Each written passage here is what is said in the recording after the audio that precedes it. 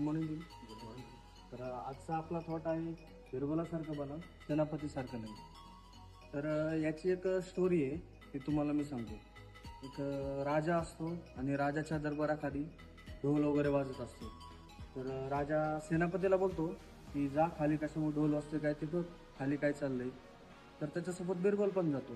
सेनापती जातो आणि त्याला जाऊन विचारतो कशासाठी ढोल वाजतो. तो वरती येऊन राजाला सांगतो की राजा लग्न वगैरे आहे त्याच्यामुळे ढोल वाजतोय. मग राजा परत त्याला बोलतो की कोणाचं लग्न आहे. तर तो परत खाली जातो, परत खाली जाऊन बोलतो की कोणाचं लग्न आहे. तर तो परत मग त्याच्यानंतर राजाकडे येतो. राजाला सांगतो की यांचं यांचं लग्न आहे त्याच्यामुळे ते वाजत आहे. त्याच्यानंतर ते सेम क्वेश्चन बिरबलाला करतो.